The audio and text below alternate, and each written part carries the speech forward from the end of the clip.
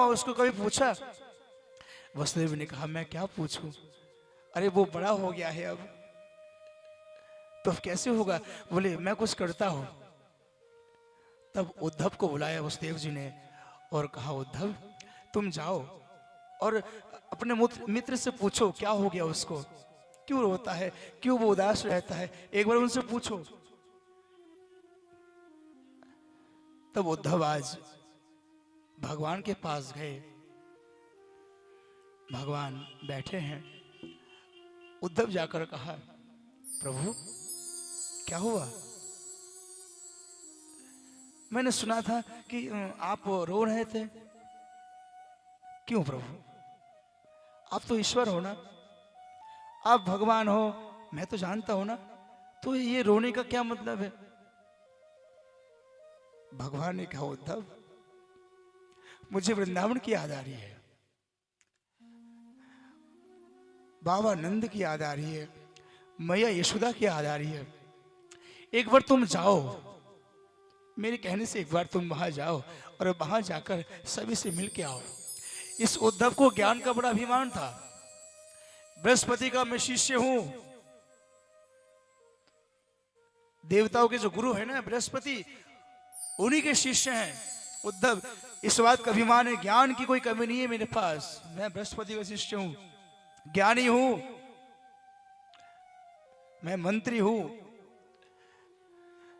भगवान ने उद्धव को कहा तुम एक बार जाओ, गच्छो धवम ब्रजम सौम्य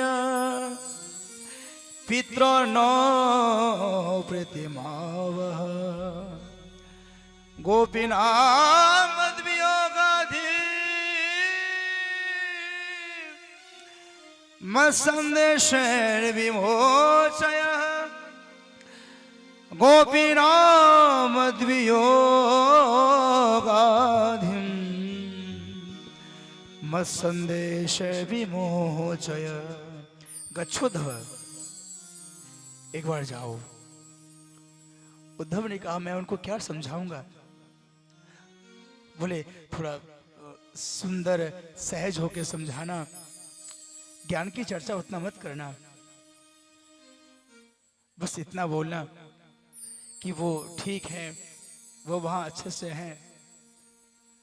बोले मुझे ये सब नहीं आएगा, मैं ये सब नहीं बोल पाऊंगा, मैं ज्ञानी हूं, मैं ज्ञान की चर्चा करूंगा, इसके अलावा मुझे कुछ आता भी नहीं हूं। बोले थोड़ा सहज समझाने की कोशिश करना,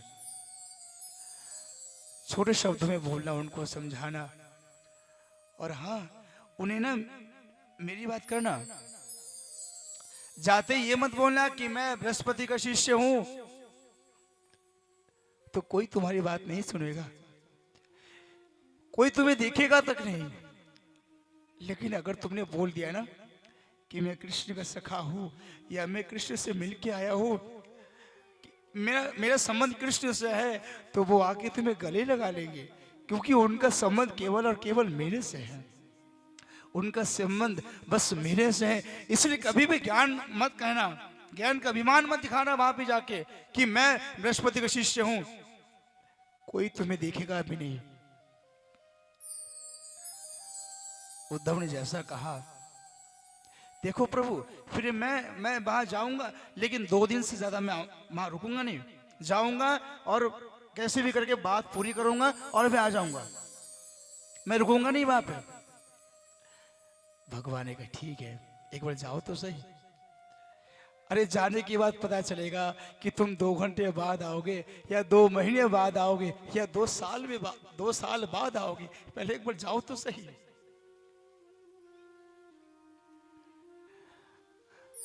भगवान का रथ तैयार किया,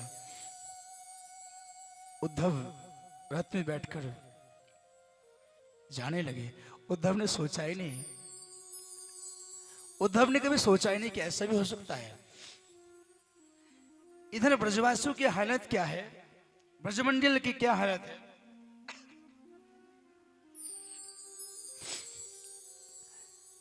जब से भगवान मथुरा छोड़, वृंदावन छोड़कर मथुरा गए, ब्रजवासिया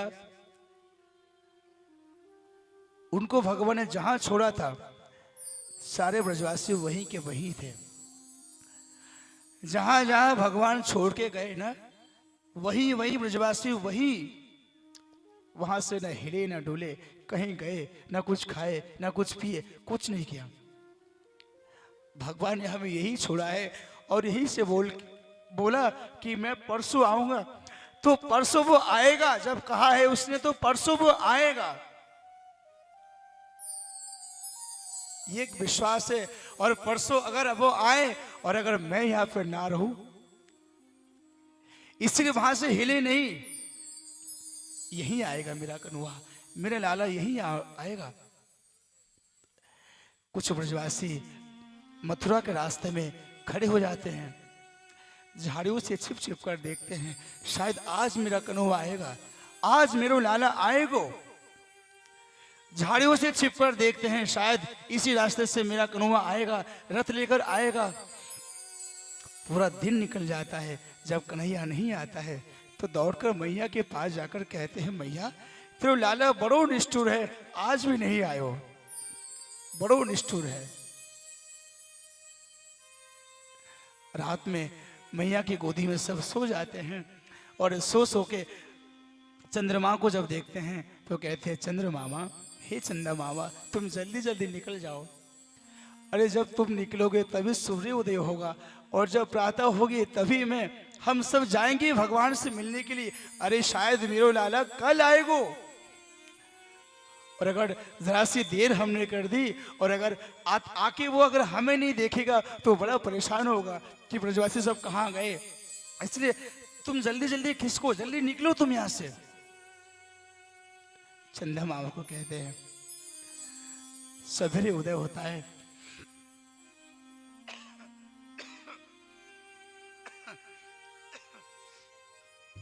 सूर्य उदय होता है, सारे ब्रजवासी पुनः फिर उसी ब्रजमंडल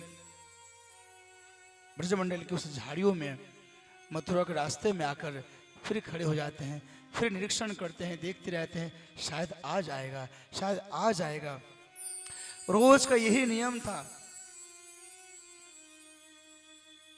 आज एक आशा की किरण जगी, एक रथ आता हुआ देखा।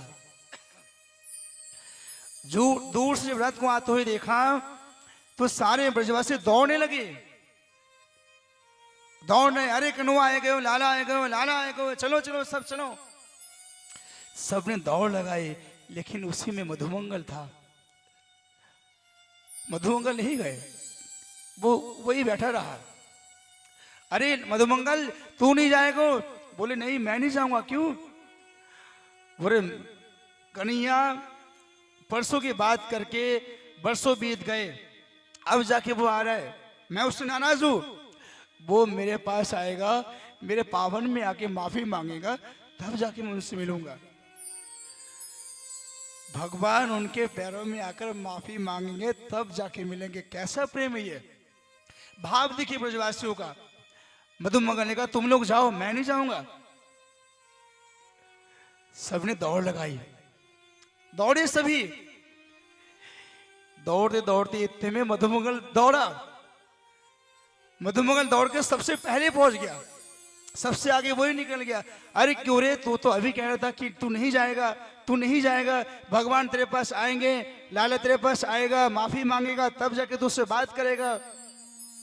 मधुमंगल ने कहा अरे भैया, अरे बरसों बाद मेरा कन्हैया आ रहा है, अरे मैं बाद में गुस्सा कर लूंगा, बाद में अपनी दुख, अपनी जो पीड़ा है वो बाद में बता दूंगा, लेकिन इतने सालों बाद मेरा कन्हैया आ रहा है, एक बार उससे मिलके अपनी ये जो तड़प है इसको तो मिटा लूं, पहले ये जो पीड़ा है पहले इसको शांत कर लूं, बाद में मैं गुस्सा कर लूंगा, बाद में नाराज हो लूंगा। सबसे पहले पहुंच गए। जब पास में गए, मधुमंगल ने कहा इस रथ में कन्हैया नहीं है। मधुमंगल ने कहा यार रथ में कन्हैया है ही ना है। क्यों? बोले अगर कन्हैया होते ना, अगर यह रथ में कन्हैया होते तो अब तक वो रथ से कूद जाते और हमसे मिलने के लिए दौड़ आते। वृंदावन में जब तक भगवान रहे ना, कभी भी भगवान ने पादों का